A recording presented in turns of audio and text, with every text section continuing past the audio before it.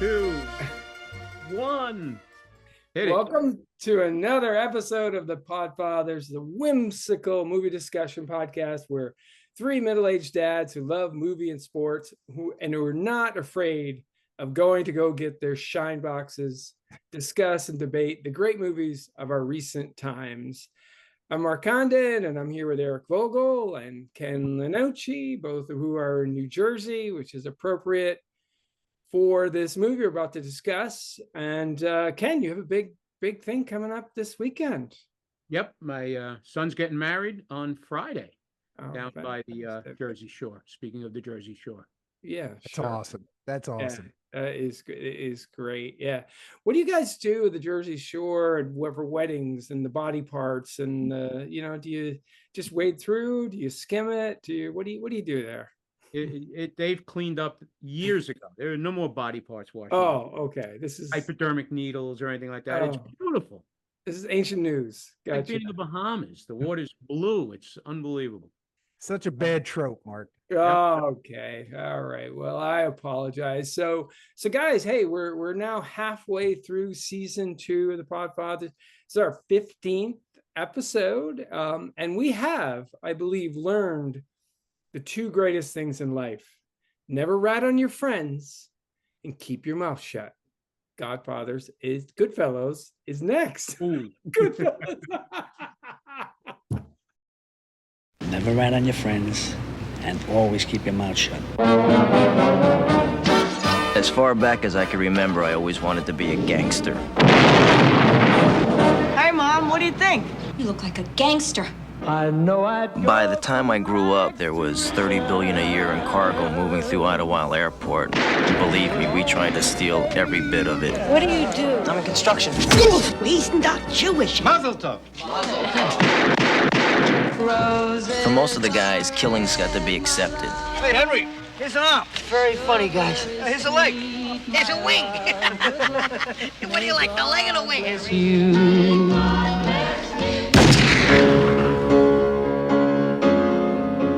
For us, to live any other way was nuts. And we were treated like movie stars with muscle. We had it all just for the asking. It's gonna be a good summer. It was a glorious time.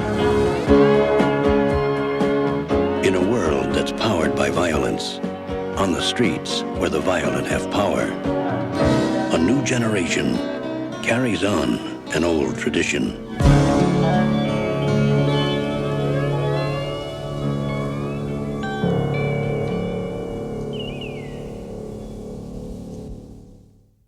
And yes, so we're discussing Goodfellas, not Godfathers.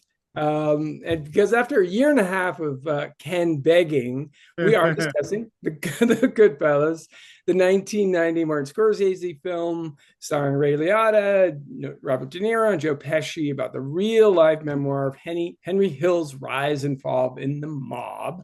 Scorsese himself described it as a mob home movie, and more on him in a minute. The film, which was made for $25 million, had a box office of 47, received very favorably, and its status has only got better over time. American Film Institute has it as 92 best films of all time, just ahead of The French Connection at 93 and Pulp Fiction 94. Rotten Tomatoes score of 94.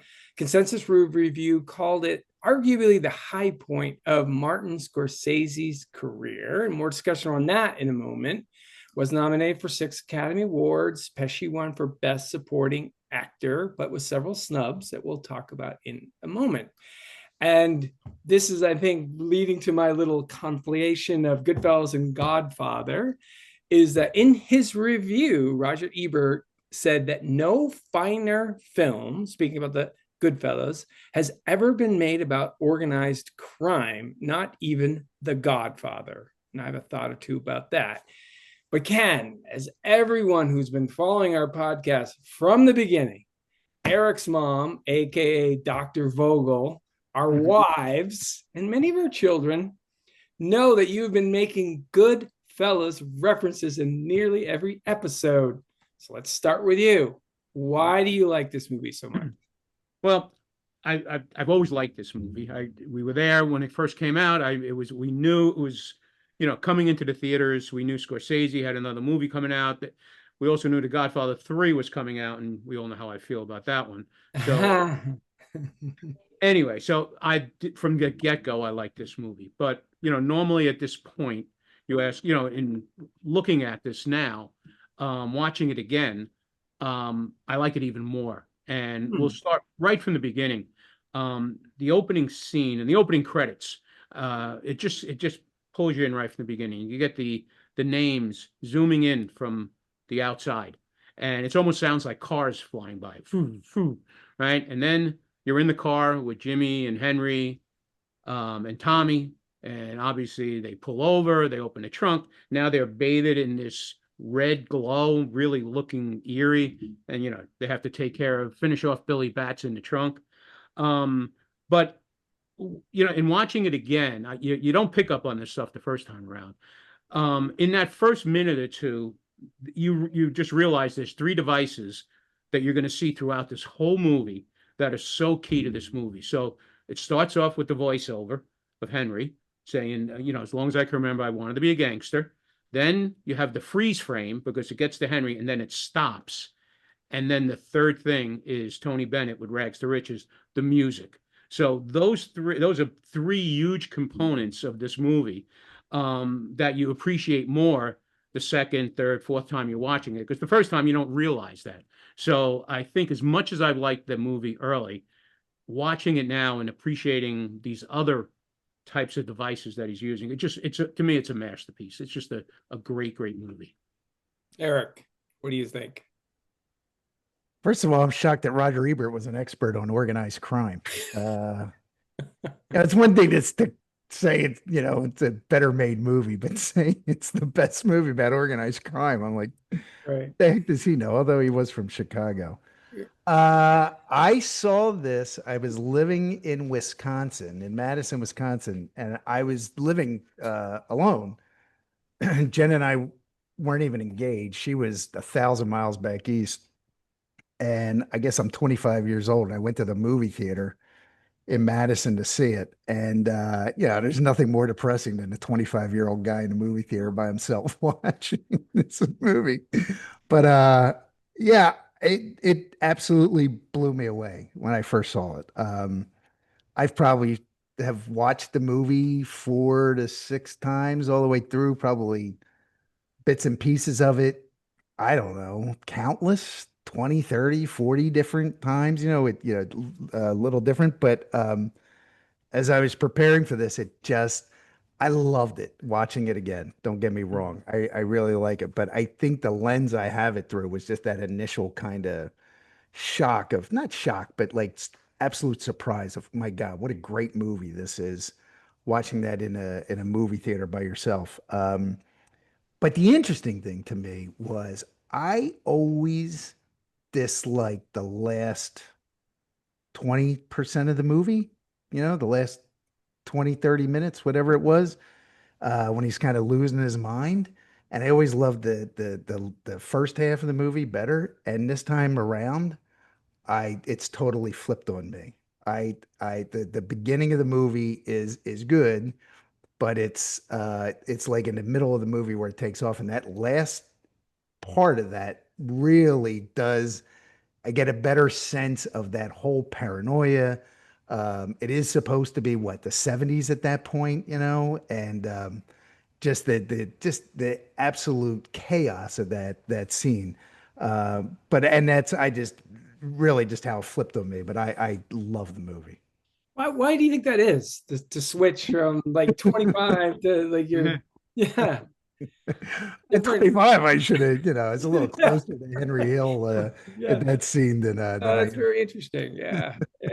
I actually feel like, I just love the movie making. You kind of pointed this out, Ken. It just does seem to be Scorsese at his best. The fast pace, the quick cuts, the frames, the freeze frames, the music. It's just so enjoyable. I actually still stand that first half. I love it. I just, I actually watched this. rewatched it in the rain on the sort of the runway of LaGuardia. I was out on the tarmac for 2 hours. LaGuardia of all places. Yeah, of all places, exactly. That was like, yeah, like JFK. They're stealing. Yeah, does this make airports seem safe to you? All of these robberies, you know? Robberies, and then just bringing, bags of cocaine on a plane. Nobody even checks, okay. Right. Yeah. Put them in a baby bag and you'll be fine. They'll look at Right. the Yeah. So I just found like that first half, just the rise is so enjoyable. The second half, maybe again, because I was sitting on the tarmac on Oh yeah, you're like, I gotta get out of this seat. Yeah, All 20 that chaos is going yeah, on. like row 24C, like, oh my God, we're still on the tarmac. Although there's so many great scenes in that, is that as he dissolves. I just think the other thing for me is the and this is a Scorsese thing, the complicated characterization, like thinking about Tommy, like one moment he's stabbing this half-dead guy. The next, he's having dinner with his mother, talking about how much he enjoys her fairly amateur religious paintings. It just to me, there's a lot of other examples in that. I just think that is so great. And as I said, he got the Oscar, won it, deservedly so, Best Supporting Actor. The movie itself got 6 nominations: Best Picture, Best Director, Supporting Actor. Pesci, Ellen Bracco got Best Supporting Actress, Best Screenplay from Adapted Material, Best Film Editing. In 1991, Oscars, Dances with Wolves won Best Picture, beating Goodfellas, Godfather 3, Ghosts and Awakenings. Also a great movie I really enjoyed. It's kind of ludicrous as you're shaking your head, Eric, to think about this. Dances with Wolves, I watched it once. Yes, exactly. Me too. Yeah, just one time, of course. And then, Costner winning Best Director over Scorsese, and doing this or whatever. Yeah, right. Yeah, right. And Al Pacino, actually the Pesci, and then Costner won Best Director over Scorsese and Coppola. Godfather 3 also nominated here. Ken, your favorite. And so there's no nominees for best actor. Jeremy Irons won for Reverse of Fortune. I guess that was a fine movie. It was a great performance. Yeah, it was a great no performance. Yeah, no argument. Klaus von Bülow. I mean, love the guy, right? Come on. But the other nominees: Costner, De Niro for Awakenings, which I really liked a lot. Gerard Depardieu, Cyrano de Bergerac, and Richard Harris in The Field. I did not see that. So this gets to my question I posed you guys. What's the bigger snub? Liotta wasn't even nominated for an Oscar, or that Costner won for Best Director over Scorsese. Ken, what say you? It's not even close. It's Scorsese. That was the biggest screw job in the history of the Academy Awards. And what's ironic? What's ironic is now he's lost. Kind of strong language there, Ken. It's a family podcast here. Oh, Tell us how you really feel about it. Yeah, exactly. But the ironic thing, before I get back to my rant, is it was part of the rant. This is the second time he gets screwed out of the Academy Award, right? And both times it was actors playing at the role of director. He lost to Redford, that was another travesty for Ordinary People instead of Raging Bull. Oh, which was the movie of the 80s. And it was Redford. They threw it to Redford because he was an actor, make him believe he was a director. And now you get Costner, make him believe he's a director, and he gets it. Wow. And this movie, it's such a great movie. Yeah. It's just there was some talk that maybe there was some anti-Italian bias, out there.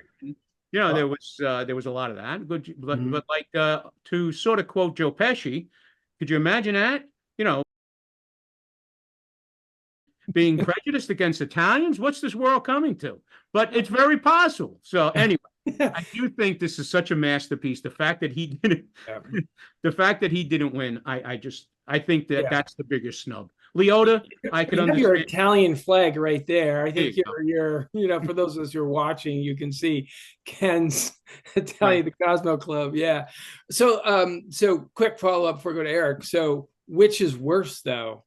Raging Bull losing to Ordinary People or Goodfellas losing to Dances with Wolves? Raging Bull is a great movie. This is a classic movie. I Yeah. think this is the bigger one. But that's like flipping a coin. Yeah. Yeah. That's like what? Flipping a coin. I mean, Oh. yeah, I mean, it was Raging Bull. Like I said, it was the classic movie of the '80s, and it was different than a lot of movies that we've seen at the time. And Ordinary People, I don't know, but this Well, one, I will say Ordinary People is not even close to the same movie. I will say Robert Redford, however, is a very reasonable director. He did a lot later in his career, at that point, right? Yeah, but I he's agree with you. Later in his career, he did become a good director. Yeah. At that point, I don't think he had the gravitas to win that award as a director. Okay. Yeah, Eric, what do you say? Is there anything else to say? Good Lord. I think in all of our pre-production stuff, we were saying that I'm not sure Mark or I really have to do anything because Ken's just going to take off on this movie. You had to mention the reason we picked this. Not only is it his favorite movie and that he's been begging us to do it, but it was also we're recording is July 1st, but June 19th. June 19th. Oh, that's right. Same birthday as Charlie Vogel. Yep. Yeah. Right. I always forget that. So Ken gets to pick. And it's Juneteenth, right? Now it's a national holiday, which is great. And Ken got to pick the movie. But anyway, he certainly has strong feelings. Whose birthday do you forget? Ken's or Charlie's? Let's be clear. Charlie's. Your son. Right. I remember Ken's, but right. Yeah. I'm I'm sorry to interrupt you. If Charlie's birthday wasn't part of my password, I probably would forget. No, I'm kidding, Charlie. He knows I'm kidding. It is. All right, the bigger snub is Leota not getting nominated. Right. Our guy laughed earlier because in the beginning you said Ray Liotta. Yeah. Keeping your Why should this be any different? keep your string of butchering Italian names alive. Yes. But anyway, him not getting nominations, nothing, right? Now I will say, he was up against some pretty strong competition for sure. Yeah. But I never saw The Field that Richard Harris was nominated for. I had never even heard of the movie. So I think not getting a nomination would have been much easier to explain, but the bigger snub, I guess, is I agree. Not getting Best Picture versus Dances with Wolves is I've seen that movie once, like you said, and never again. Why? So. Yeah, exactly. Yeah. I actually said Ray Liotta. Liotta. Oh yeah. Oh, you're doing your Senator theory? Yeah. He just the fact that he just wasn't even nominated to me, and we'll get more into this, the categories, but it's like he carries the film, as you pointed out, Ken, too. Like his narration is fantastic. You just get such an incredible, like unlike other movies where so much of this interior stuff is just you're sort of guessing in actions. Like the narration and his narration, you really get a sense of who this guy is and his progression, his rise, his fall. It's Scorsese was nominated and he did get an Oscar for The Departed. I guess in my mind, that kind of which might be a better weekend. The Departed versus Goodfellas. Are we going to talk about that later? Yes. In hour 4. Yeah. What are we talking about now? What do you think, Ken? Goodfellas versus The Departed. Oh, now you're doing that curveball now, Mark. Yeah, I put it. It was in the notes here. It was in the pre-read, Ken. I missed that. I thought it was versus The Godfather. Oh, okay. This is your favorite. This is your favorite Scorsese movie. Yeah. Scorsese movie. This is my favorite Scorsese. I love The Departed. I love the story it's based on. It's another one that's roughly based on a true story with the whole Whitey Yeah. Bulger, which is another, thing I'm fascinated with. Great actors in that movie as well. If you look at the lineup in that movie, I mean, it really holds up well against this, like the people that are in it. Again, this is just like flipping a coin. I mean, I think I would say still Goodfellas over The Departed. Mark, Yeah. he's prejudiced because that was about the Irish. Irish mob. Irish. Yeah, yeah, wearing his little shirt. Yeah, right. In this day and age. Yeah. Eric, what do you think? The Departed. Yeah.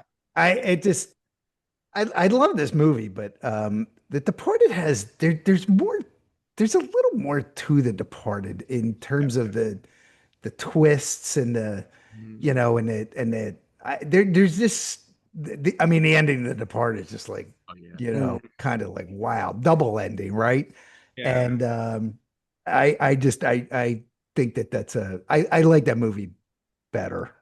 Yeah. Sorry, Ken, but it's Oh, not. no. Don't I dislike Goodfellas, but I like The Departed better. See, with The Departed, though, it's more of a storytelling. So Yes. you could create that twist at the end, where with this, it's a true story. So you're dealing with. It's a very, very excellent point because I did a lot of reading about the real Henry Hill and just the Jimmy Conway and what was his real name? Jimmy Burke. Jimmy Yeah, Burke. Yeah. I mean, that's the fascinating thing about this is that it was even more violent than the movie portrayed. Like all those bodies and everything and the way those people died and like it's real. Like that shit really, really happened, which surprised me. Mark, I'm sorry, we digress. What do you say? I lead toward The Departed too. I'm from New England, so I'm biased. I'm Irish. I'm biased. I don't know. I think you make the best point. Is that Ken, or is just that is that The Departed is more this larger story, betrayal, these communities. There's these larger elements to it. Whereas Goodfellas is this again. It's like Scorsese says. Of course, he's the director. It's like this little mob memoir of this guy and his interactions, and fascinating, charismatic, and then again, the movie making is pretty incredible. But for regional bias, I'm gonna go with The Departed, which is Very. So we're gonna switch our podcast now over to The Departed. I have to. So I could claim The Irishman because didn't most of that take place in Philadelphia? Yes. So I'll another Scorsese movie. Yeah, Ken, it's still going, right? Yeah, it still hasn't ended. Wait for come on. I'm monitoring our social media live as we are recording. Oh, fantastic. So from Dr. Vogel, my mother, she says, without Goodfellas, there would be no Departed. Thank you, wow. Okay. I'm not sure that's true, but sorry. But a reasonable observation. I think Scorsese still had enough juice to be able to get that made. Sam Vogel, my son, says The Departed is better. Wow. Okay. Well, guys, so and he's half Italian, so there you go. Of course, he has all of that. Right. But he couldn't be a made man because it's not on his father's side. It's true, and it's the worst half of his. Yeah. As you say, we digress. So I started with Ebert's claim, as you mentioned, Eric. How is he the expert here? But that this was the best depiction of the mob movie, even better than The Godfather. And look, the three of us came together. We love Godfather saga. Our name of our podcast, The Podfatherz. So we all come together with mutual love of The Godfather. But I ask you, again, this is another one of these questions. You're on a desert island. Of course, this desert island has electricity and a DVD player. Rare. But you can only have one movie to watch. Godfather 1 or Goodfellas. Ken, what do you think? Now, the thing with Godfather compared to Goodfellas, I mentioned the first scene in Goodfellas, the first 2 minutes, it just sucks you in. It just crazy gets you in. Where The Godfather, slowly unfolds, where it starts with, I believe in America, very slowly, that one fable. So but the Godfather is more classic, more operatic, more, it's just to me, if I had to watch, I mean, I wish you said the Godfather saga where we can combine one or two, then that's a slam dunk that you get Right. De Niro in there as well. But I'd still go with the Godfather. Yeah. Yeah. Ken, how about the double feature? Goodfellas and The Departed versus the Godfather saga. Wow. Ooh, that's a nice Wow. twist. That's a great weekend. But Yeah. yeah, I would go Godfather saga. Even with Godfather 3 in the mix? No, I thought it was just 1 and 2. One no. and two. Yeah. I got it. Yeah, The yeah. saga is what they used to call 1 and 2. Got it, You okay. throw, Oh, yeah. Okay. Godfather- 1 and 2. yeah, but If no, you you go throw in 3, what? it's throw it out, because that's, as I call Godfather 3 is really Rocky 5 of the Godfather saga. It's the it's just Sure that. enough. Yeah. How about you, Eric? Oh, By how the about way, let's my- use my- your question. Yeah, Godfather 1 and 2 versus Goodfellas Departed. Yeah. Yeah, double feature. Okay, so that I know I threw that out, but that it is a tough one, because if it's just Godfather versus Goodfellas, it's Godfather. Yeah, that's easy.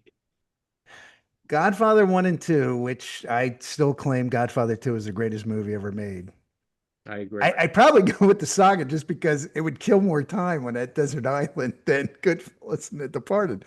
But if I really want to be like in terms of rewatching over and over and over and over and over, I think it would be Goodfellas and The Departed.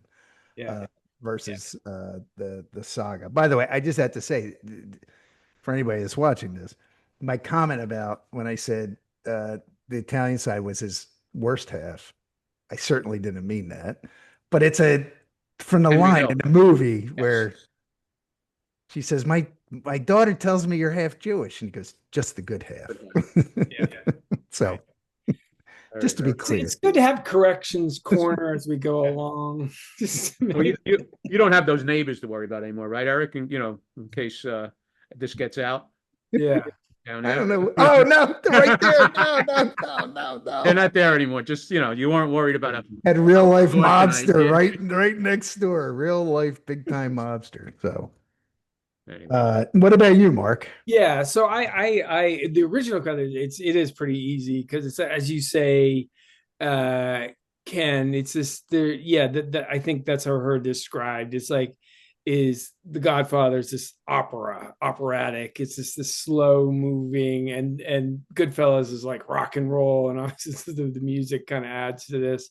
But Godfather's after to me, again, this is what we were talking about before, is after these larger kind of themes, like the whole thing, like I believe in America, an immigration story, and family, and so the insider look at the Goodfellas, I like a lot. I love the movie maker, but I would go with Godfather. All these Good Godfather. Good God. yeah, Good Godfather. yes, Goodfellas, yeah. You're gonna mess this up all night. You can tell I have some sort of, kind of dyslexia.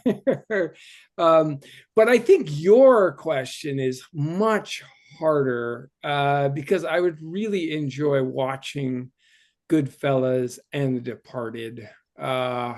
A million times over versus versus that one, again, it's the same, speed, because even though the same director, Goodfellas, to think about it now, and Departed are very different, just how he makes them and stuff. So I would go for that double feature.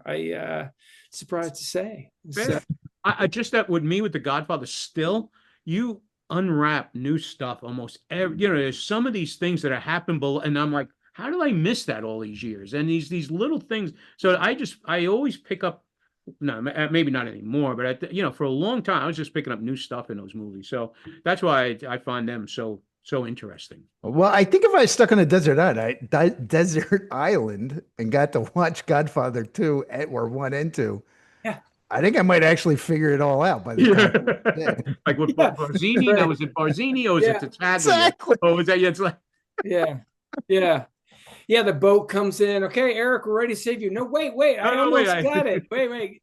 Give me another month. Yeah, give me another month. I almost got it. Or a week. Yeah. Yeah. Right. Yeah. So all right, guys. Well, we're at the categories. And the first one, the Michael Jordan Award, the best scene in the movie. And I picked the opening scene that you described, Ken, and let's take a look and a listen.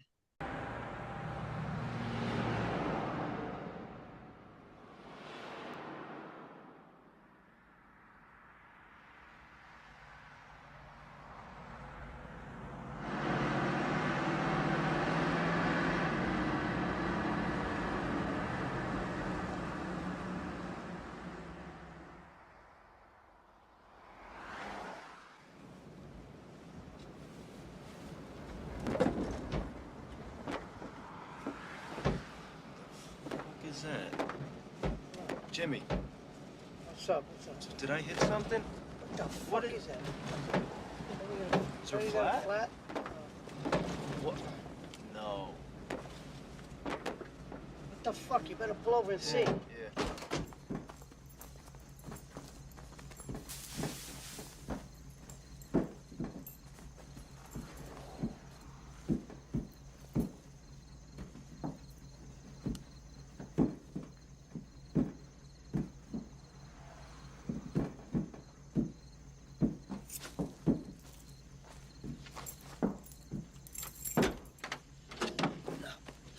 No. Still alive. No. Fucking piece of shit. God.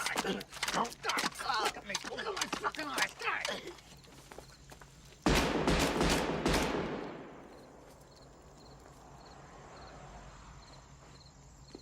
As far back as I can remember, I always wanted to be a gangster.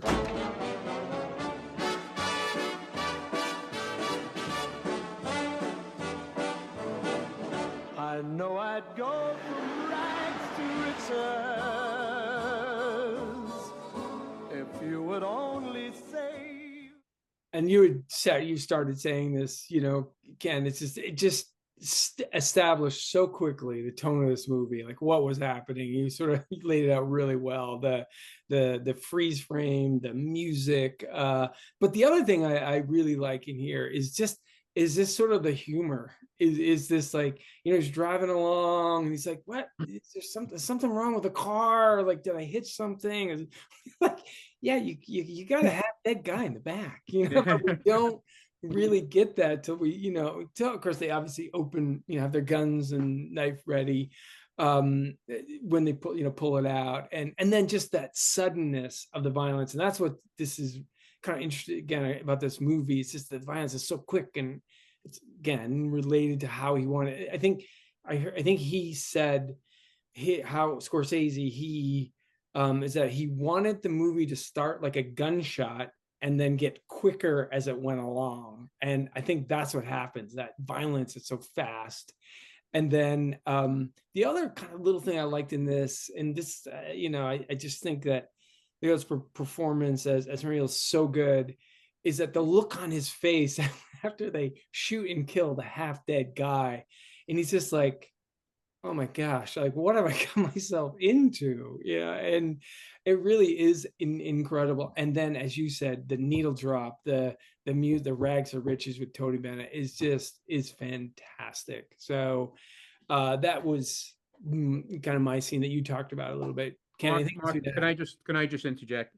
I have to apologize. I really thought your scene was what we talked about yesterday. Yeah. I would have never gone so in depth knowing that was your scene. I really thought you were doing the other scene that I missed a lot. We can talk about that. Missed a lot of emails today. I apologize. Well, it was live in our pre-production before we hit record. Mark did say he was doing that scene. Right. Sorry. I'm on vacation. I got an excuse. I was on a golf course drinking all day. I don't know what you were working today. I don't know what yours. I know. Sir, what did you think of the opening scene? We heard from Ken. I liked it. What did you think? Oh, we heard from Ken in the beginning about the opening.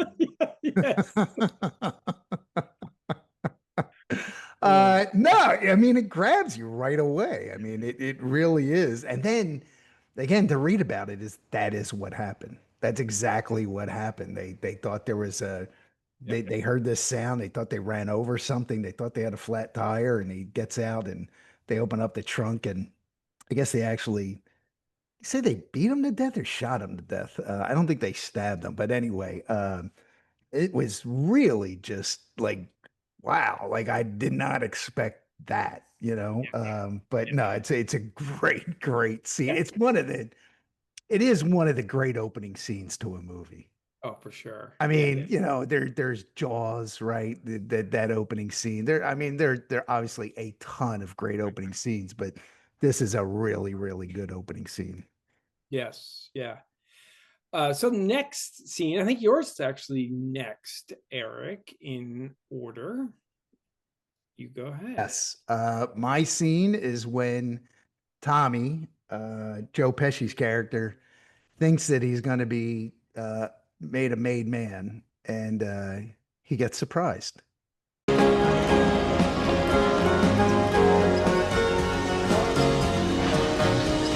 See, it's the highest honor they can give you. It means you belong to a family and a crew. It means that nobody can fuck around with you. It also means you could fuck around with anybody just as long as they aren't also a member. It's like a license to steal. It's a license to do anything. Don't have a tuna, Tommy. All right, thanks, Vinny. Hey, how many years ago was it you was made? Nah, I'm an old timer. 30 years ago. 30 years, huh? Yeah. Brings back a lot of memories. And how? Pikes Peak was a fucking pimple then, wasn't it? As far as Jimmy was concerned, with Tommy being made, it was like we were all being made. We would now have one of our own as a member.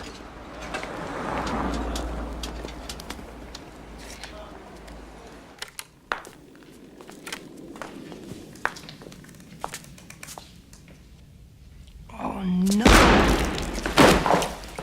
Yeah. Yeah, Who's this? this is Vinny. Vinny, what happened? Well, Everything get straightened out?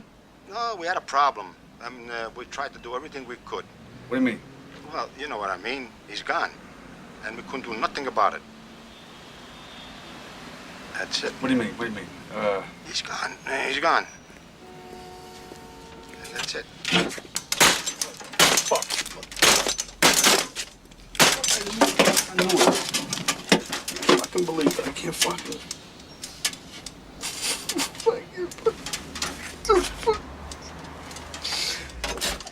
So, I mean, it's an incredibly violent scene, and I probably should have warned our audience ahead of time that how violent that is. But what I really like about that is I've used that analogy over and over and over in my life, where you know, I remember I was on a getting ready for a teleconference at work years ago, and it was with like 800 people. And right before the teleconference, it got canceled, and it got immediately replaced with a one-on-one with my boss. And I was like, so I'm like up in her office, and I got to go walking up to her office, and I'm like, hey, what's going on? Maybe I'm getting a promotion. I don't know. Oh, And I walk into her office, and there is sitting the head of HR. And I'm like, I felt like Joe Pesci. It's like, oh no. So, no, it just that scene is just like you don't see it coming. You do not see it coming at all. He's walking in, you know, when did you get made? You know, he's all, you know, Pikes Peak was a pimple. coming, and it's just like, oh my God, and bang. Yeah. Yeah, Ken? You know what really gets me about that scene is Joe Pesci dropped the F-bomb, I think 175 times in that movie, somewhere around that number. He's about to get his brains blown out, and he doesn't say, oh, fuck. He says, oh, no. It's just, to me, that would not been the word I would have used if I knew at that second my brains were going to be splattered all over the wall. So I always laugh at that, but I do love that. That's such a great scene because, like Ken says, it comes out of nowhere. You know, it is funny because when I always thought about that, I always thought he says, oh shit. And he says, oh no. Oh no. And yeah. Oh no. Yeah. Oh no. Yeah. That whole sequence, you know, the whole the beginning, and then when they talk about Jimmy and with with Henry and the luncheonette, and they're talking about Jimmy's so high and all, just that scene is just such an amazing sequence. And it really is just so incredible. One of my favorite parts of this scene, right before, when Pesci's like talking to the guy, he's like, hey, when did you get, like you said, you were talking about, like, hey, when did you get made 30 years ago? And Tommy says to him, wow, you must have a lot of memories. And the guy says, and how?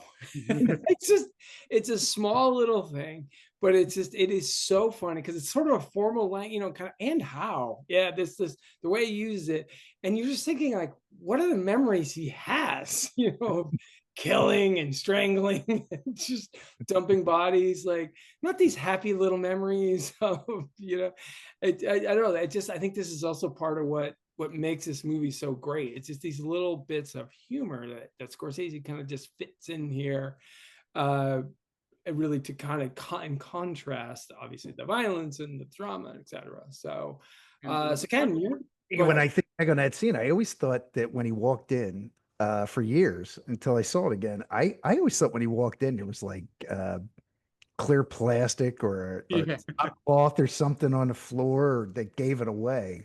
And there isn't any of that. It's just, I don't know what gives it away, but he just walks in and it's nobody in there. Well, there's nobody in there. Yeah. So, but you're talking about the you called it a luncheonette. That must be a main term. It's a diner that they're hanging out in. And about 6 months ago, Bello and I are having lunch at a diner, and I'm saying, this place, I've been here maybe. It's so familiar. We had lunch at that very diner, the Sherwood Diner. Really? And I was like, holy crap, this is the diner from Goodfellas. Then we went to see a doctor after that. Said, oh, we just came from lunch at the Sherwood. Oh, you were at the Sherwood? That's from Goodfellas. So it's well known in that area. So it was just weird having lunch in that. Did you break down into tears, Ken, or destroy a phone booth? Like, what was the emotional? Chills up. Yeah, it was sort of like walking into the Coliseum when I was in Rome. The same type of response that going to the Sherwood Diner with Bello was the same. Right. Yeah, a mutual friend. So Ken, how about your scene? I think you're next. Yeah, I have, and it's a long scene. It is the helicopter scene at the end that we've referred to a few times. Go shopping. No, I'm not nuts. This thing's been following me around all fucking morning. I'm telling you. Fine. He thinks I'm paranoid. Should bring him in the fucking helicopter, and we'll see how paranoid I am. Come on, let's go inside. Yeah, it's done. I don't hear anything. Come on, let's go back to Mother's.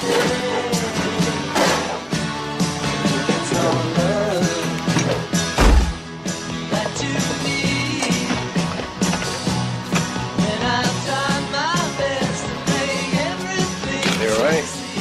Beautiful. They're great. Now, didn't I tell you were paranoid? Karen, didn't I tell you he was paranoid? Yeah, I need a hit. You want to see helicopters? Come on, I'll show you helicopters.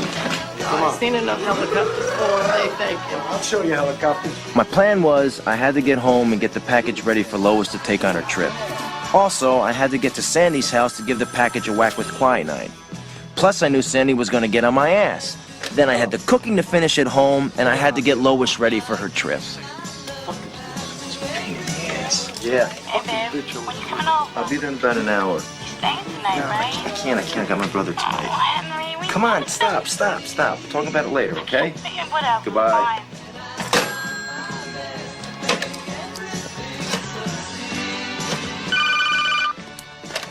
Hello? Hey, it's me. You ready? Yeah. Listen, tell Michael not to let the sauce stick. Keep stirring it. Henry says don't let the sauce stick. I'm stirring it. Listen, you know what to do? Yeah. Don't yeah me, Lois. This is important. Now make sure you leave the house when you make the call. You understand me? You hear me? Call from an outside line. I mean it. Jesus, you must think I'm dumb. What are you bugging me for? I know what to do. Hey, you little hick, just make sure you do it. I mean what... Hey! Just do it! Okay. Unfucking-believable. All of them. Every fucking girl in my life. And hold that thought. Hold on. You go to the bathroom? No, I gotta get a beer.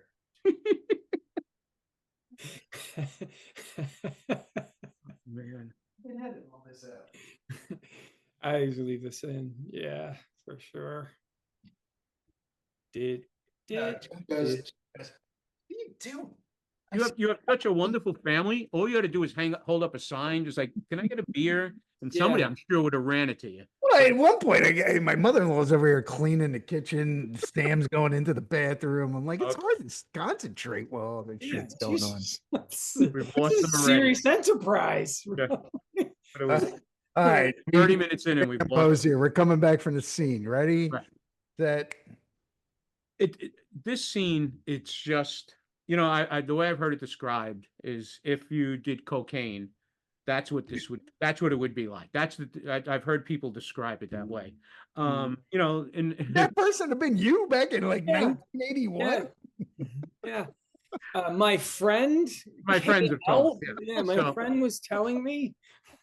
it's you know, we've seen movies that tried to I'm just going to keep rolling. We've seen movies that have just, you know, talk about like acid trips and they try to replicate what that's like and create, but this is the real first one I remember that they show what it's like to be on coke, and it's the sweating. I mean, you're basically, your heart is racing watching this.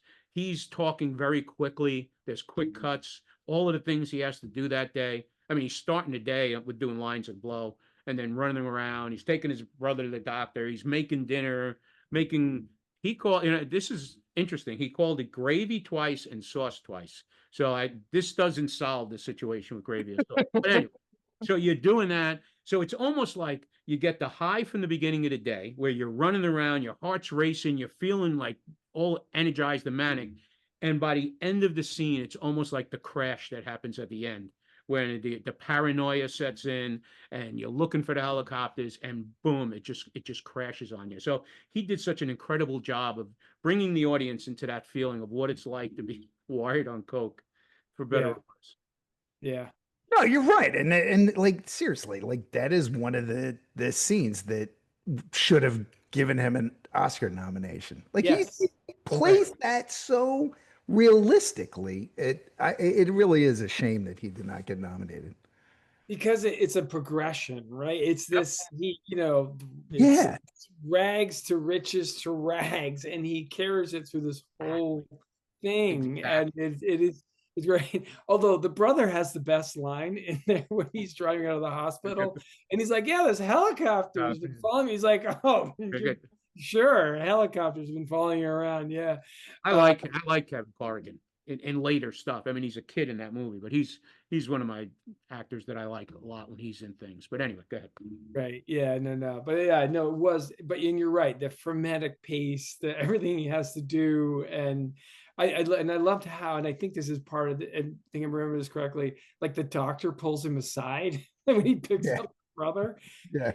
No, let me check you out, and it gives him a Valium, you know. Yep. There you go. Help. Yeah, there you go. Yeah. You know, I forgot to mention this when we were talking about Leota. You know, for years I used to listen to Howard Stern, and I don't know if you guys ever listened to him, but the real Henry Hill used to call in to All his the time. all the time. He said, Yeah. Exactly. It's the laugh. And Leota nails Henry Hill's laugh. And what happens is nobody realized that Leota is playing Henry Hill like so well, because no one knew who the hell he was. No one ever knew that the guy laughed like that. And like, it was really, really a great performance when you think about how that when you actually get to meet the real Henry Hill in real life, how great Leota actually nailed that role. Yeah, it really is. And obviously De Niro too apparently was calling Henry Hill like constantly about Jimmy Carter, like how he held his cigarette. Yeah, how he held his cigarette. And Yeah, it just a nutter for sure. So okay, let's get to the QB awards. I'll start with Eric's award, the Randall Cunningham Award, the coolest person in the movie. Who do you got? So there's two types of cool. So I'm gonna cheat here a little bit, and I'm gonna give you two names. Okay. So there's calm, cool collected, and that's not what this award is, but it's worth mentioning is that Paul Sorvino just is, just so even keeled and so cool. But the award is for the coolest. Uh, and I got to give it to De Niro as Jimmy Conway. Yeah.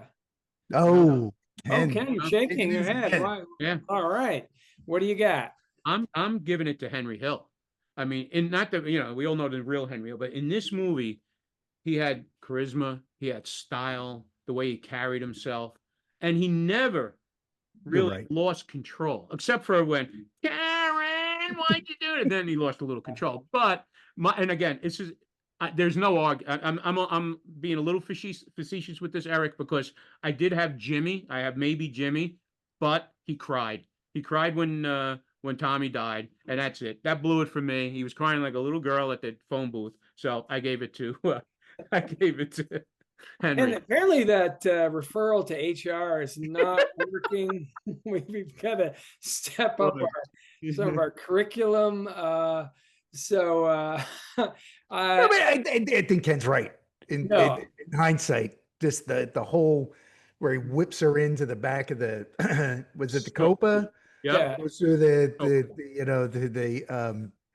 to the kitchen and everything, and just that. He's slipping everybody $20, $100, whatever. And he's like, you're right. He was very, and when he beat up Karen's next door neighbor, like he was pretty cool. Yeah. You're right. Yeah. That's what I had as well. It just actually because of that scene, when he's just moving around and laying off and then when they get there, when they get to and they pull a table out of nowhere and they put it down in the middle. And he's like, yeah, this is what I do. Yeah. I mean, it's just, it was very cool for sure. And he does care. I guess this is again illustrating the point that he should have got an Oscar nomination. But I do want to say, so Ken's not going to give it to De Niro because Jimmy Conway cries. Yet Henry Hill's doing lines and lines and lines at coke, getting like freaked out and everything else, panicking, and not very cool. I agree. Oh, I'm kidding. No, I'm just saying that for the most part he was, but then when he got coke addled, he didn't, of course, know who's going to be cool in that situation. But you're right. That's a very good point. Yeah. Yeah, the drug stock. I'm kidding. So. Next award, Tom Brady Award, the person whose career kept getting better after the movie. Sustained excellence is how we've kind of revised this. So actually, I think this is a pretty easy choice. De Niro, and I think he's a two-time winner of this award. I think we give it to him in one of the Godfather podcasts, as I recall. And I watched, I don't know, it's just his career. It's just almost too obvious. So actually what I did is to your point, Eric, I actually gave a runner-up, Scorsese, because after this movie, think about this, he did The Departed, we talk about, Age of Innocence, Cape Fear, terrifying movie, Casino, reasonable, Aviator, The Departed, Wolf of Wall Street, The Irishman, which was interminable, and Killers of the Flower Moon. I mean, those movies is a filmmaker career. So I think De Niro's obvious choice. So I'm giving 1B Scorsese. So Eric, what about who's your Tom Brady award? How many of these have we done so far? Like 18? 18? This 15, I think. Oh. Who's counting? Thanks for listening. No, I think it's more than that. But wasn't the whole concept of the Tom Brady Award like the guy who wins that first the movie is like their first Super Bowl, and then they get better? You're like picking, it's like Brady after, beating the Eagles back in 2004 for his fourth Super Bowl or third Super Bowl. I mean, he had Taxi Driver before this. He had Raging Bull. It's like I think you're picking him up in the middle of his career, whereas to me, this is like Leota coming out of nowhere. Now, granted, I think he underperformed. He didn't go on to win 7 Super Bowls, but this is Leota coming out of nowhere to to set the world on fire after that. Okay, So I Ken? think you're absolutely wrong. Thank you. All right. Wow. Ken, It's gonna what do get, you it's gonna say? get good. I did just what you did, Mark. I have De Niro / Scorsese, but when you made your choice for De Niro, I picked Scorsese. And basically you made my argument, you made the argument either way, but you listed the movies that he made. You arguably one of the best movies of the 70s with Taxi Driver. Then you have Raging Bull. Then you have this movie. Then you have The Departed, and you just go on and on and on. For You're like Brady with the 2023 Buccaneers, It's like he's already won all this before he steps into Goodfellas. Well, at our summit meeting, we'll revise what the word is, because it did change over time. And your point well taken. So let's move on to Joe Namath Award, which I think will sort of answer some of these things. And so this is the person whose career peaked in this movie, but also who may have been really great in this movie, right? It doesn't. Yep. Yeah, they can be absolutely phenomenal, but it's just this is like the peak of their career. Yeah, Ken, you go first here. I think, and I really do I like Ray Liotta. I'm a big fan of Ray Liotta. I actually brushed with greatness. I hung out with him at a bar at the Jersey Shore one time when he was filming Another World. He was on a soap opera, Another World. And the only reason I knew who he was my cousin that was. You were doing coke with him? Right. That's another. All these helicopters, yeah. But the only reason I knew who he was my cousin was with me, and she's a girl cousin, and she loved Another World, and she loved this guy Joey Perini, and she's like, "Holy crap, that's Joey Perini!" And he came over and he introduced himself. He's my name's Ray. He's from Newark, So I mean, that was it. I talked to him. We had a drink. Never knew that years later he would be, this big star. So a little background, but I did pick Ray Liotta for this movie. Great performance, as Eric said. We built it up. I really feel this was the peak of his career. Before this, he did, I think, Something Wild, which was a really good movie. That's how he got the part. Yeah, exactly. And then he moved on to this and did Copland, which I'm a big fan of, and he was good in that. He was in Hannibal, where they cut his head open and were like playing with his brain. And then he wrapped it almost at the end of his career before he unfortunately passed away with Cocaine Bear.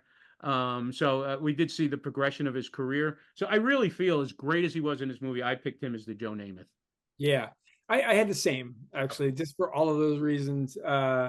Just because he was just so great in this. This is the Super Bowl, and then after, no. So Eric, what do you? Wow. So I had him as Tom Brady. This is the peak of his career. You guys have this is the peak of his career. Yeah. Wow. It's okay. We can agree to disagree. Who'd you have? So this is going to surprise. I had Pesci. Really? Right. Pesci does a lot before this. I guess he does My Cousin Vinny like immediately after this. And then after that, nothing. Home Alone 1, Home Alone 2.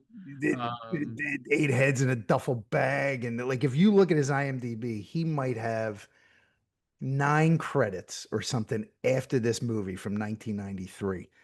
Paul Sorvino, you could argue this was his peak of his career, but he did like 5 times. His IMDb is a mile long. He just kept going and going and going. But Pesci there's really nothing at it. Yes, Home Alone, I get it. Lethal Weapon 2. Yeah, he was not Lethal Weapon. Casino. Lethal Weapon was a league of its own. I mean, not the movie, but Lethal Weapon was great. He came in Lethal Weapon 2. 2, okay. And I'm a Lethal Weapon aficionado, so. Sorry. Casino. He was really good. Yeah, all right. Yeah, I mean, yeah. I did have him down. And worked my way through that. So I did have Pesci on the list for Joe. All right. How about Chuck Lowe as Morris Kessler? Joe Namath? Yeah, he doesn't do much after this. Yeah. Because when I see him, I'm like, I recognize him. But then I look at his IMDb, I'm like, I don't think I've ever seen him in anything other than this. I guess I've seen this movie so many times. Yeah, you make a good point. This is a swan song. This is a apogee for him for sure, right? This is his high point. Who, Who? Pesci? Back to Yeah, Pesci? Pesci. Yeah, Yeah, like I said, I had him on the list, so it's Yeah. a very valid point. Right. So next award, Aaron Rodgers Award for the most irritating person in the film. Ken, who do you got? I thought it was easy, but I went the easy route. This one, Maury. Maury was such a nudge through the whole movie, getting his money, and up to the point where they strangle. He goes, I thought, and when they stuck the knife in his head, and I thought he'd never shut up. Isn't that the line from the movie? Yeah, that's the line, but one extra word in there. But I picked Maury. Like I said, it's an easy pick, but that's who I picked. Yeah. So Ken, if someone is irritating, you can't put a knife in their neck, right? You do know that, right? Yeah, exactly. They put Garrett around their neck. Just but don't let them Yeah. don't let them sit behind you in a car. Yeah, right. Yeah. Eric, how about you? And I'm looking over. I've put my mother, my son, and my dog to sleep, and my wife and mother-in-law have left the room. So I'm not sure how this podcast is going right now. No. I have names and then I've crossed them out. I had Pesci. He's annoying as hell. Yeah. But I crossed him out. Great character, but annoying. I had Karen. Ooh. She was kind of annoying. But I ended up going with Debbie Mazur, who plays Sandy, the cocaine addicted girlfriend at the end. Yeah. I've never really liked her. So I just find her annoying every time I see her. Right. Oh, wait, this is my trope. This is where I always pick the woman as the most annoying. Yep. That's what I was waiting. We're looking for a little more evolution. So Who do you have? I actually picked Billy Batts, just because, he really antagonizes Tommy, and, I don't think he deserved to be, shot and killed and thrown in the back of a trunk, but, come on, little arrogance here, the shine box thing. And then it also led to one of my, actually, we're talking about this in a second, one of my little favorite little lines from De Niro. It's like, you insulted him a little bit. I really like that. So no, but in rewatching it, I felt the same thing. But in rewatching it, he's actually doesn't do anything really bad up until Pesci kind of goes a little nuts on him.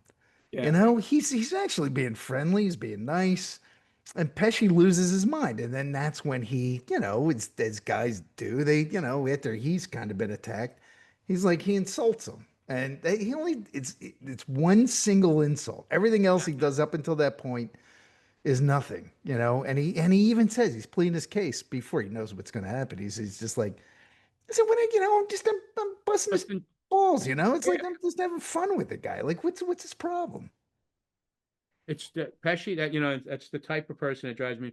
A guy that can bust chops, but then can't take having his. Oh, they're the worst, aren't they? And that's what this is. I mean, he really, like you said, Eric, he was just busting his chops. Yeah.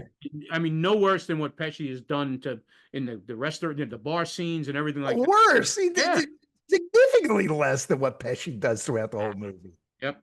Yeah. Right. Yeah, he doesn't smash a glass on a restaurant owner's face. Right? Yeah. So Yogi Bear Award, best line from the movie. Ken, what do you got? Well, we've touched on a couple, obviously, as far back as I can remember. I've always wanted to be a gangster, never rat on your friends, keep your mouth shut. So I don't, the shine box, go get your effing shine box. I like the one which we use all the time, and I don't know why this is something that we joke around is I'm gonna get the papers. Nikki two times. I love that line. I do too. I love that. So I and then I did. Oh, you know what? One quick one is the Ileana Douglas, who was apparently dating, I guess, Scorsese at the time. She was in the movie, and she's sitting at the bar, and she was talking about she was with the Joe Pesci, she was with Tommy, and she says, if I even look at someone else, he'll kill me. And the girl next to her said, "Great." It's like it was just a funny, she was like, "Oh, that's great. He'll kill somebody if he looks at you the wrong way." I don't know. For some reason, I found that funny. Yeah. Funny how, Ken? Funny, Yeah, how funny funny? how. Yeah. Yeah. I amuse you. Amuse you. Yeah. We didn't really, we didn't really talk about. Hey, Eric, how about you? This is your corner. You like the lines. What do you got? What else do you find? We've mentioned a bunch of them. I get to live the rest of my life as a schnook. But the one that I wrote down that we haven't talked about is when Leota says, "One day some kids in the neighborhood carried my mother's groceries all the way home. You know why? It was out of respect." Yeah. Yeah. That's really Great good. line. Yeah. The other thing when Tommy says at one point, it's like he says to him, like, "I don't want to get blood on your floor." Yeah, yeah. After all of that, After all I of didn't that. want to get put on your Yeah, floor. that's true. It is an interesting scene because he does it in such. He goes, "I'm sorry, Henry. I didn't want to get blood on your floor." Like, Yeah. where did that come from? It was just like Right? so out of Right. character. He just killed a kid for Yeah. shot him in the chest, and I was like, "I didn't want to get blood on your floor." Like he felt bad. Really sorry about that. So, all right. So next category, the Ed Hockley Award, aka after further review. Kind of what specific things did you notice after rewatching the film? Ken, you're smirking already. What do you? What do you? I'm going back to step all over your opening scene again. But the one thing, and we were touching on this, and we were dancing around this a little earlier, was I found it interesting in rewatching this was Scorsese decided to start the movie at the turning point of the movie. Like you were alluding to how the second half of the movie, everything goes south. Right. It opens in the car with those three guys. Then they stab him and shoot him and kill Billy Bats. And it's at that point that the movie later goes south. I mean, he could have started this movie with Henry just saying the voiceover, as far back as I can remember, I'd want to be a gangster, and then shoot to the cab stand, playing the oldies music. It would have been a great start to a movie. So it was just an interesting choice that he used that turning point scene at the very beginning of the movie as well. I don't know, that jumped out at me watching it again. Yeah. Eric. I had a few. I mentioned it earlier. I liked the paranoid part at the end better than I did the first time around. But I also noticed because I had to go back and watch it. There is a big lead up to the Air France robbery. And so as I'm watching it, I'm thinking, oh, well, this is the one that leads to everybody getting killed. And it's not. It's a few years later, there's the Lufthansa heist. That one kind of, like, I had to go back and wait, how did they get all that set? Like, that one gets set up and it's done. And they never show it.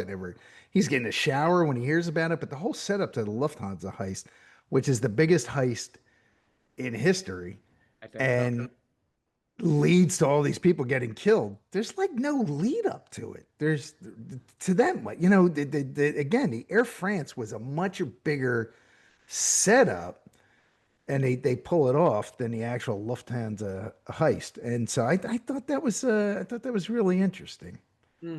Because it kicks off the whole second half of that movie. It's a good point because sometimes I did combine them at one point where I was thinking, yeah, they're the same robbery. And then I realized it was two. There was Air France and then Lufthansa. You're right. It took a couple of viewings to separate them in my mind. Yeah. Anything else? The only other thing I had was that Paulie was only a captain. For some reason, all the times I watched it, I thought he was. I guess there's nothing higher than the head of a family, but for some reason, I just always thought he was like a head of a family, and he's just a captain. And that's the other part of this movie that's so interesting is we're basically looking at street level mobsters. We're not looking, where the Godfather. It was so glorified. And I always use my mother as an example. She loves The Godfather. She watches it. That is her view of that's how it should be. she hates this movie because and I always say, Ma, those are the real people. This is what you see. They're really not good people. So these are street level, basically, like you said, the highest they got was Paulie, who's a captain, kicking up to other. Yeah, they're pulling off the Air France, they're pulling off the Yeah. Lufthansa. Granted, they can't be made men because they're not 100% Italian, but it just seemed kind of, these guys are doing all this stuff and they're not even captains. They're just low-level street guys. Yeah. Yeah. And you see that when Polly takes over, like the whole restaurant. I love that that scene where the restaurant manager of Funny. yeah, goes to him and like, you got to do something about this Tommy. And it's like, just this, again, the dialogue, I guess this is part of what we're talking about, the dialogue with him. Like, what do you want me to do? You want me to take this restaurant? You want to, take it over? And I don't think, anything about the rest. It's just great dialogue. And then it leads to that voiceover of the money. And this is a money that we're just going to get money, et cetera, et cetera. So it is just a really great sequence that ends with them torching the restaurant. Yeah. So, Which is another great line in that was repeated over and over was "F you, pay me." If the business is bad, F you, pay me. It was just repeated over and over. That's another. It reminded me when you said that. Yeah. So stadium gripes, like what did we not like about the movie? Ken, what about you? You love this movie. Yeah. Something you don't like about it. I was surprised that I had a couple of gripes, but my biggest gripe. All right, so Billy Batts is a made guy, right? He went away to college, like as we used to say, for 6 years, right? As we used to say. Again, it's just Mark, have you ever said that before when referring to a guy going to jail? That's what I used to say. I say it all the time. Said it the other day. Yeah. So he goes away to college, comes back after 6 years. He's having this party. Yeah. There's like 3 people there. There's a guy with a bad mustache. There's the lady that comes walking in, and then there's like his bodyguard. Now, I got to, here you go, another brush. I used to, my family had a restaurant in Jersey City. I used to tend bars, an Italian restaurant. And, there was some wise guy wannabes that used to hang out in that place. And eventually, every once in a while, they'd go away. Bookmaking or number running or something minor. And they went to college. Yeah, they go to college. Yeah. Post-grad. Yeah, for like 6 months or something. But when they come back, they would have something, and a lot of times it would be at my uncle's restaurant, and it would be great because I know that night the place would be mobbed, pardon the pun, but the place would be packed, and that would be like a welcome home party. Everybody'd be out there. So that when I saw this and this guy, a made man, coming back after 6 years, 3 people at his welcome home party, I don't know, I had a problem with that. Not acceptable. Okay. Now we know what off to college means. Okay. It is a true story. I don't know how many people were there, but it is a true story. Yeah. Eric, how about you? What quibbles you might have with this movie? So, Ken, my wife is a 25% Italian. So my kids are I'm part Italian, so so my kids aren't half Italian. They're whatever. Because of my mutt background, there's plenty of Italian in there. But it's a pretty nasty view of Italian women. Oh yeah. Really, really. I found it a little hard, but it was from Henry's point of view and Karen's point of view, right? So maybe that's why it doesn't get nominated for an Academy Award. It really is a terrible view of Italian women. Charlie pointed out to me, I was watching it, elements with scenes with him, and he pointed out, and I had forgotten about it, because this is before I watched the whole thing for this. The breaking of the third wall at the very end when he's in court. I do remember when I watched that, I was like, whoa, that's a little odd, So I didn't like it then. I'd forgotten about it. I've watched it over and had forgotten about it. And then Charlie, when I told him I was doing this, and he started showing me clips on YouTube, and he said, "There's a lot of controversy about this breaking the third wall thing." And he shows me a scene. I'm like, "Oh my God, I totally forgot about it." And then I watched the movie. And I'm like, "Yeah, you're right. It doesn't quite fit, you know." But actually, it kind of sets up the very last scene, so Yeah. Yeah. makes sense. So, What about you, Mark? yeah, so yeah, one thing on that point about the I wanted to ask you about, Ken, is, and I can't find it in my notes, but that there's a disclosure for Goodfellas that talks about, or when the movie comes out, you know, obviously this when it was on AMC, it would come out on TV, it had a warning disclosure. This contains material, to your point, Eric, that cultural stereotypes, and this is not kind of true to kind of current standards, etc. Whereas The Godfather is just like fewer discretion. Right. So, so there's very elaborate, you know, oh, you know, here's what's coming, cultural stereotypes, etc. Do you think that's warranted? This is sort of your point, Eric, like how Italian women were kind of portrayed, but then also some of the other sort of, you know, stereotypes, Italian stereotypes. Do you think there should be a warning like that, or it's like, hey, it's a movie? What do you think? Who, me? Yeah, you. I'd say, hey, Yeah. I'd say, hey, it's a movie. Yeah. And again, that wouldn't bother me. The funny thing is, I think Eric alluded to it is, and you know, we're talking about voiceovers and how it just at one point it switches from Henry to Karen. She starts doing the voiceover, and I think it's important that she does the voiceover for this part because she describes the women. And so, from a Yes. woman's point of view, they had bad skin, Yeah. they hated their kids, they did, you know. So it's I think that might have softened it a little. And then the only one that Henry brings up, which is probably somewhat true, is, you know, Friday nights was for the wives and Saturday nights were for the gumads. Yeah. And you know, there is some basis for that. So, but that's coming from a guy's point of view. Yeah, yeah. For me, it's my wife Friday and Saturday. When you said somewhat true, I'm not saying in my house. I'm just saying that there is that belief out there. Yeah, gotcha. Some groups of people. But yeah, I just thought that it was interesting. They made such an effort to make this sort of distinction that there's a lot of cultural stereotypes in The Godfather as well. Right. You know, it's just odd that they made that distinction. So to my stadium gripe, it's related also to what you said, Eric, about the third wall and the ending.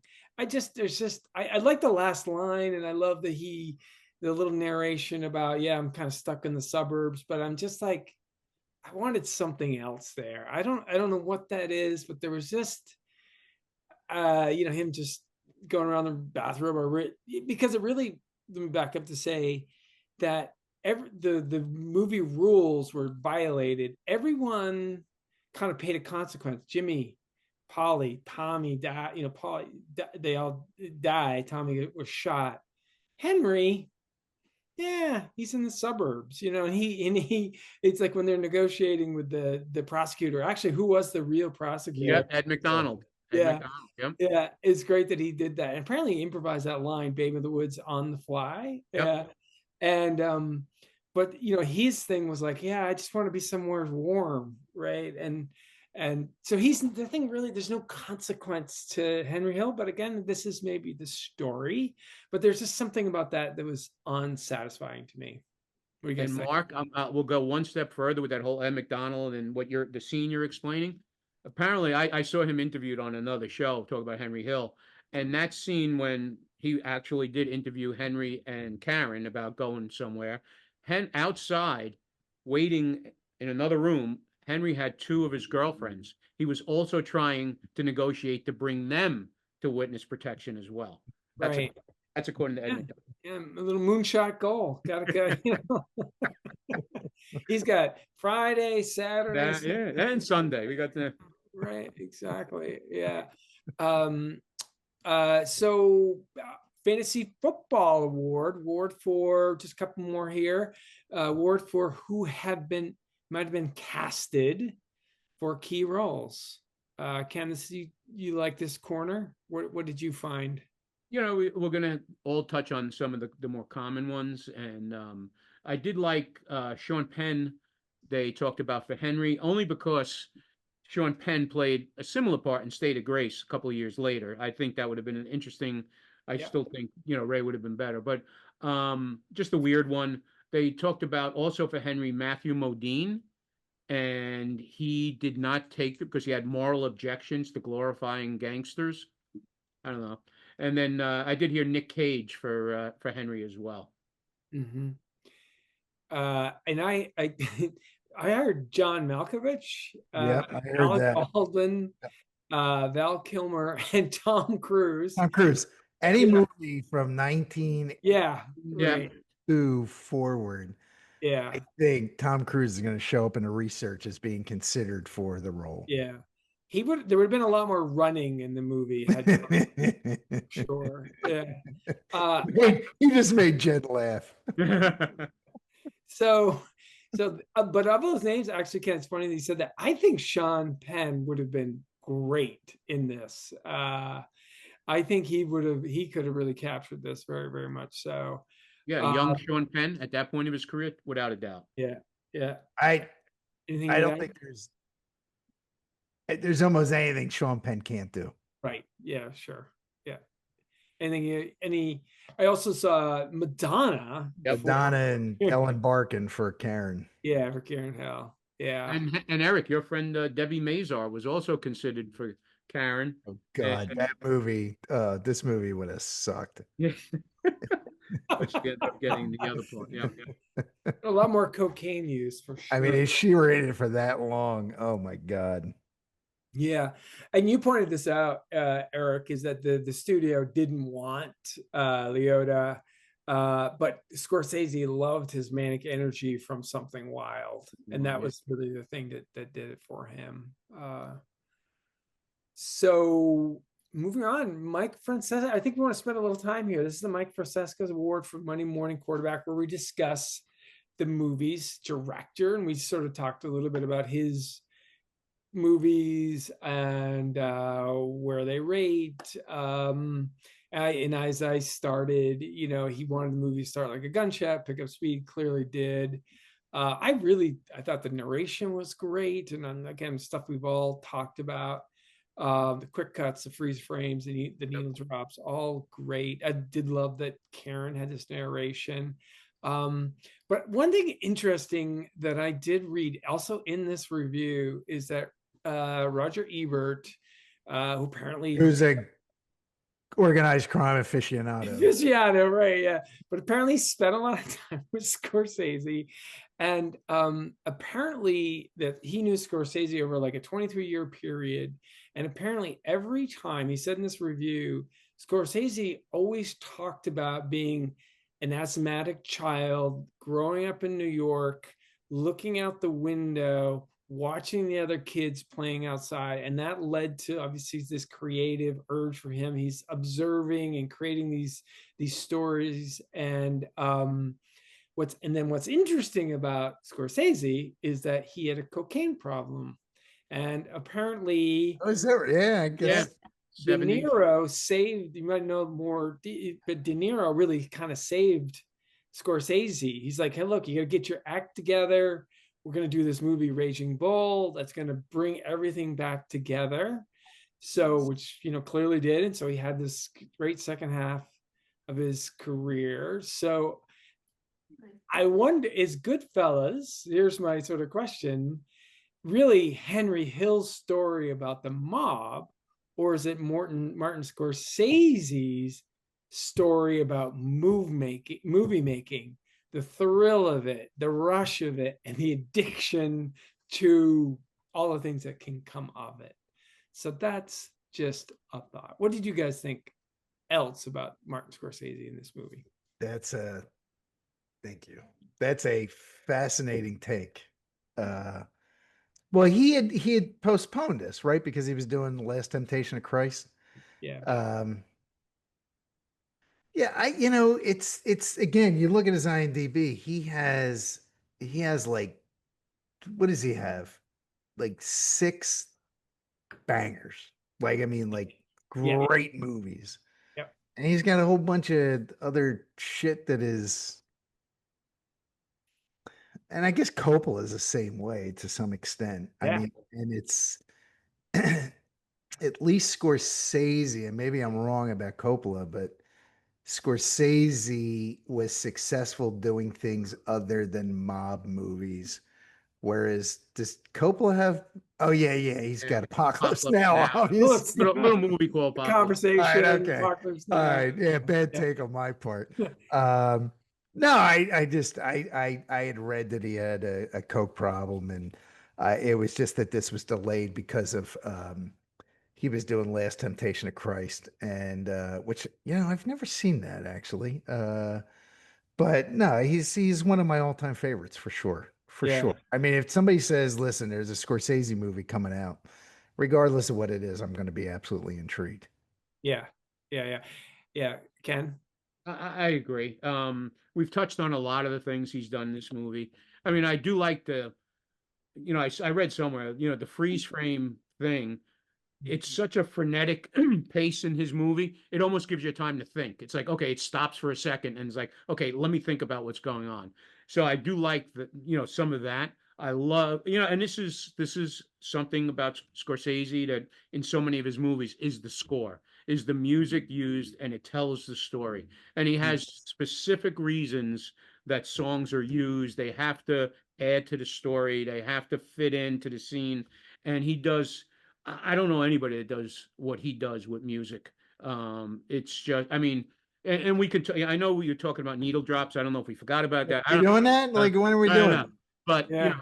but to me, there would need, obviously in the scene that I was talking about, there was one, but the other scene that stands out when it comes to the music and how it's used was the scene with De Niro smoking the cigarette, trying to decide if he was going to kill Maury, and they're playing Cream, Sunshine of Your Love, and it's really he's moving slow, and he's just looking, and the smoke's coming up, and that music is playing.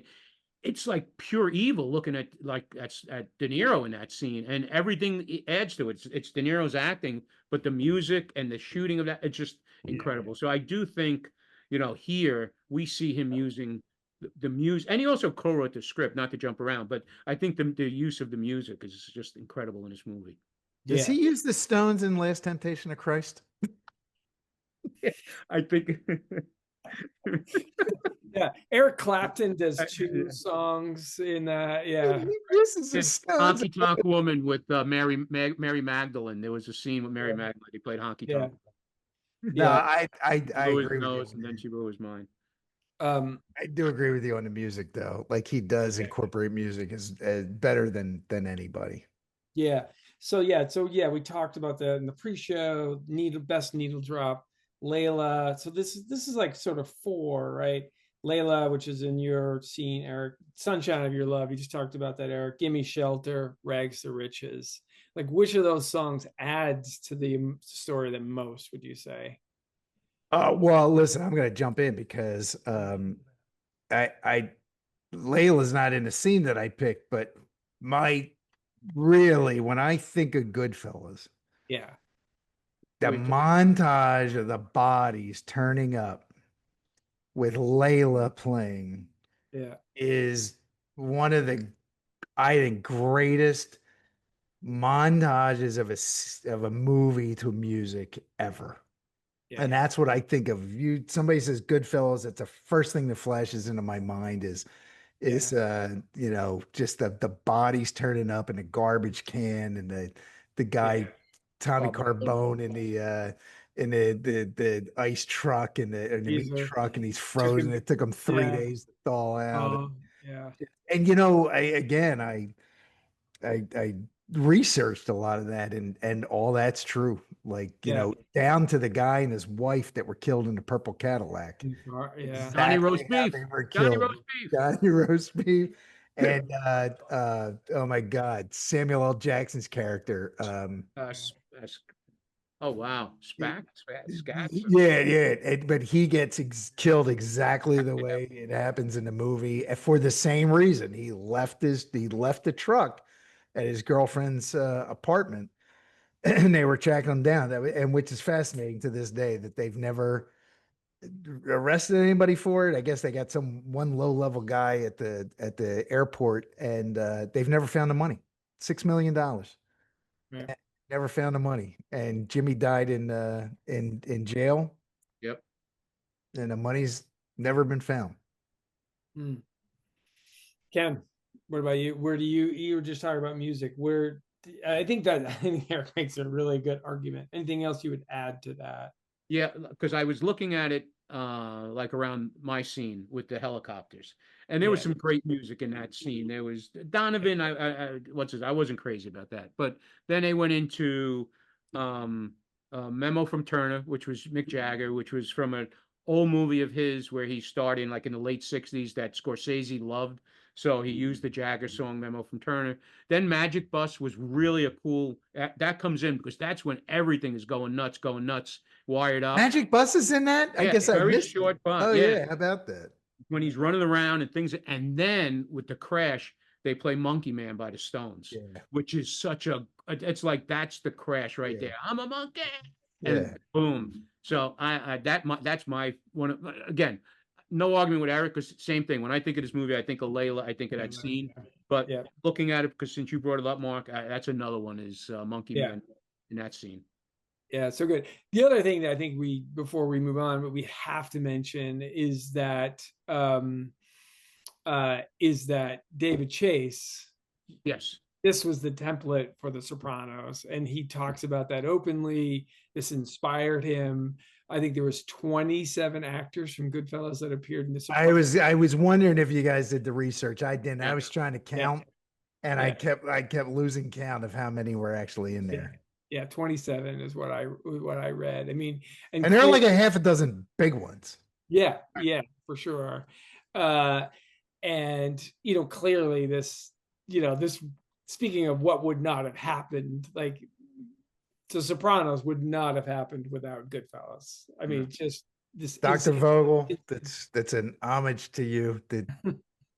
This was, you said that? Sorry. Mom.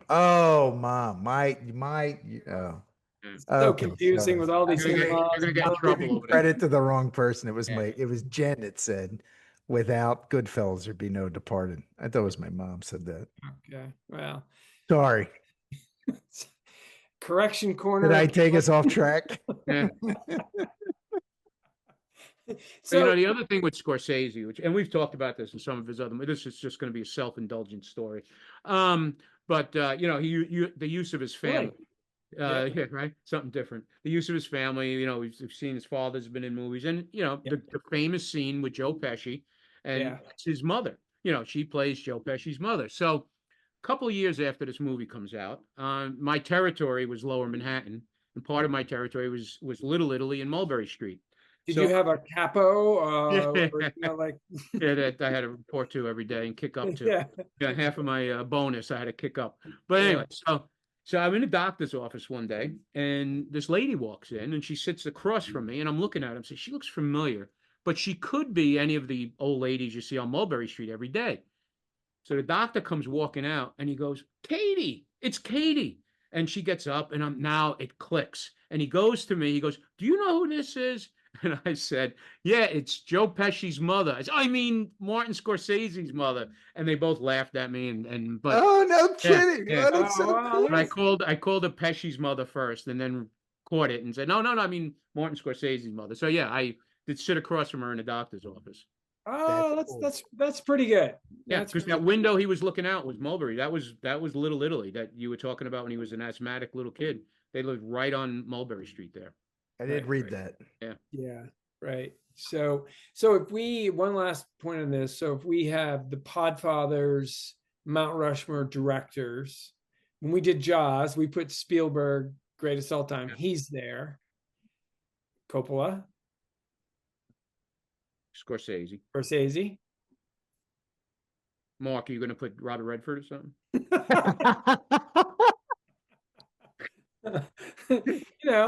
He did the quiz show. Yeah. All right. So we're already. That's already three. So we can. That's a topic. We got to think that one through. That's a really good one. It's a great Great topic. Yeah. Yeah. So what is our Mount Rushmore of directors? Our Mount Rushmore, not Tarantino. like Podfatherz. Hitchcock or something like that, or Truffaut, or one of these. Yeah. No. That we like. That we like. Yeah. Right. Yeah. Tarantino. Oh, ooh, Tarantino. Yep. there's our mountain. Yeah. You need one more. No, that's 4. Oh, You there's should- only 4. I always think there's 5. All right, guys. Let's wrap it up here. Sorry. Extra Like inning. 18 Supreme Court justices, aren't there? Yeah. Oh, God. I know So- Barry wants 19 Supreme Court justices, but Exactly. Just keep Yeah. spreading it out. Of a certain ilk. Yeah. He wants 19 certain. Yeah. Yeah. oh no. He wants 11 certain. Certain. Right. Right. If he's Yeah, got 19. If 11 of them are certain, he's good. Got Yeah. the other- Right. Yeah. I'm with him on that. So, okay, guys, we're in extra innings. What else? What have we missed? Anything else we add? We doing extra innings? I thought we canned extra. Yeah, I know. So do we have the Okay. goat? Did we do the Innings. goat, Muhammad Ali? Did we do Yeah, the well, goat? Oh, the- wait, no, I'm sorry. We skipped that. Yeah. I'm sorry. Go ahead, Ken. Go. Who do you got? Well, no. Yeah. Yeah. My apologies. Yep. Go ahead, Mark, you do goat. So I have Scorsese. I think this is I think this is sort of why I didn't have this on my list. Yeah, Scorsese. I think he's the best. I think it's like everything we've talked about: the music, the filming, the characters. Yeah, he's my goat for this. I have the same. I had De Niro as a coming in second. Yeah. Pesci was playing Pesci. I mean, that wasn't a stretch for him there. So I do have Scorsese. Yep. All right. So I almost had Pesci as Tommy, yeah. the Aaron Rodgers Award. Oh, Almost. But I have him for the Muhammad Ali Award. You do. Yeah. Without him, this movie he is Yeah.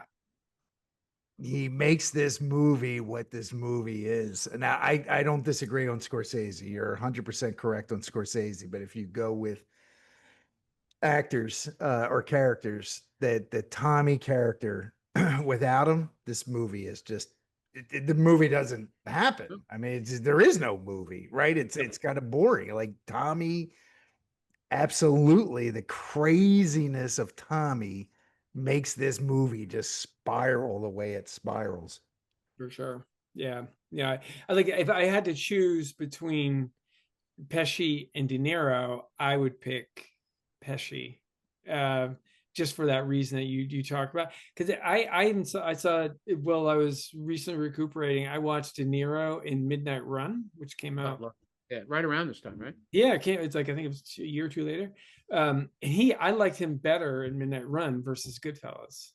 Just his character, and I don't know. It's just that's another. There's nothing great about him in this movie. Yeah, there really is nothing great about that. Like when De Niro's in a movie, he's usually like great, like just carries kind of the movie. There is nothing great about De Niro in this movie. Yeah. And wait, and I missed. He was nominated, correct? Yeah. No, he was not. He was nominated for Awakening. For Awakening. Yeah. Good. Yeah. Because he should not have been nominated for this. There's just nothing. There's just nothing about him. And while the character is a mainstay, it's just anybody could have played that character. Seriously, anybody could have played it. Pesci. Go ahead. No, I was gonna say, although the scene where he at the end and where he tells Karen to go down and get the dresses. Yes, that's the most frightening scene of all. Yeah, he's like, a little bit. And she just like jumps in a little Volvo station wagon and peels out of there. Yes.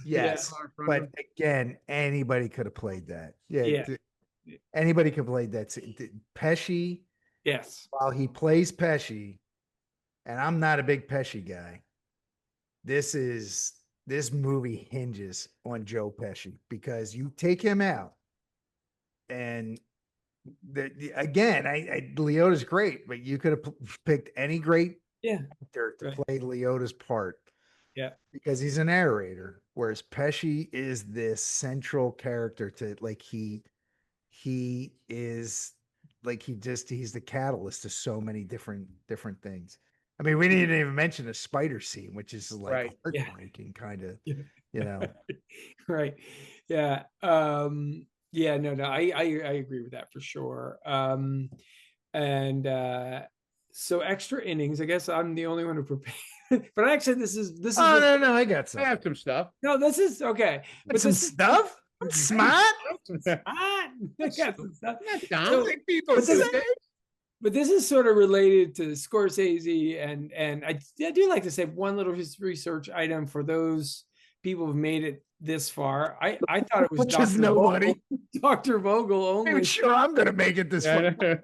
I went to bed 20 minutes ago. Right, we've lost our first live audience. Audience, yeah. No more social I know, media. I got my wife and my son playing Parcheesi to my left. Right. That's more interesting than this podcast, right? They're like, oh, we want to watch you do it live. We want to watch you do it live until they realize, oh my God, this is 2 fucking hours. I know. Right. Really kind of intense game of Parcheesi is more Yeah. interesting. Get the heart pumping there. Only 12 feet away from me. Yeah, that's our bar now. Can we be more interesting than a Than good Parcheesi. game of Parcheesi? But what I was going to say is that the first half of Scorsese's career, De Niro was his leading man, right? And the second has really been Leo when you look at all the kind of movies, right? And in 2015, Manila Casino, Macau commissioned Terrence Winter, screenwriter, filmmaker, Brett Runner, to do a commercial kind of playing off this. And it was Scorsese, De Niro, Caprio, and actually Brad Pitt is in it. It's called The Audition. And it's one of these like fake movies that's really a commercial. But the whole kind of sort of joke of this is that Bob and Leo run into each other like holding a script. And they realize that they're competing for the same part with Martin Scorsese as the director. And then he comes in and goes, oh, no, you're not competing, you're vying. Yeah. But it's a funny little, like 15 minutes on YouTube. It is worth seeing because I think it comes back to Scorsese. He's sort of playful, he's kind of funny, and De Niro and DiCaprio sort of joke around with each other. It's 15 minutes, called The Audition, worth checking out. And what did Terrence Winters have to do with that? He wrote it. Okay, because he worked with Scorsese on Boardwalk Empire, which was right. Yeah. He wrote it, and then Brett Ratner directed it. And the idea was like this: the next Martin Scorsese film, The Audition, and then it's just this commercial for this casino in the Philippines. They each got $13 million. Oh my no, God. Are really? you kidding me? And it was the cost of this commercial was $70 million, the most expensive commercial ever. But Wow. the casino business in the Philippines Must be really good. it's $25 billion, like 5 times Vegas, or 4 or 5 times Vegas. So worth a watch. By the way, you saw Scorsese in The Studio, the first episode of The Studio. That was pretty good. It was really good. Playing himself, that was good. Yeah. I'm thinking of this, Jim Jones, this massacre. Yes, it was very, very good. Maybe I'm wrong. Don't they allude to his cocaine addiction in that episode? They might. Anyway, so never mind. Okay. Sorry, Martin. Well, you keep bringing this up. Bring it up to cocaine. I know I know Martin's gonna be watching this. So. Yeah. So Ken, what would you add? Yeah, I read something interesting. This was based on obviously a real life, and it was a book. Nicholas Pileggi. Nicholas Pileggi, Wise Guys. You said it right. I'm shocked. Yeah. Really good, Mark. And Nicholas Pileggi was married to Nora Ephron, famous screenwriter, movie maker. How about that? And she took the book, and she read the book, and obviously her husband wrote it. And she took the Henry Hill character and made My Blue Heaven. which I never realized was based on. That's right. That's right. I heard that. Yeah, which I just because I do. I mean, Yeah, that's very cool. Yeah, I do get a kick out of Steve that. Martin, movie. right? Steve Martin playing, Vinny, and who was in witness protection, and that would all of the, and it was funny because there was all of these guys in witness protection, so they just started their own little mob out in Arizona. It was funny, good movie. Yeah, good one. Eric, anything to add before we wrap up? No, again, I think I've mentioned it like 4 times just in research, like going through the Wikipedia rabbit holes, just how actual the violence was and how true to what really happened this story was, and the violence was actually worse than what you've read, or what you saw in the movie. It was pretty bad. It just amazed me. I did not realize how many people actually got killed during this movie. I mean, in real life that are portrayed in this movie. Time frame of this movie, Yeah. Incredible. All right, guys, I think that does it. I think we've done a good job. Great movie. Great conversation, some disagreements, and way it should be. And we know now about what going to college means for Ken and his group. So, and our next, and I went to college for 7 years. Yeah, me too. Right. Yeah.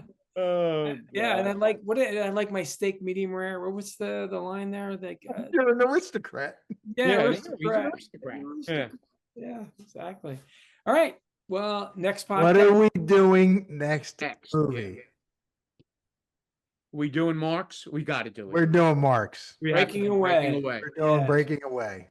Breaking Away. Yes, that'll be a nice surprise. Yeah, we actually do it. That we actually do it. Yeah, exactly.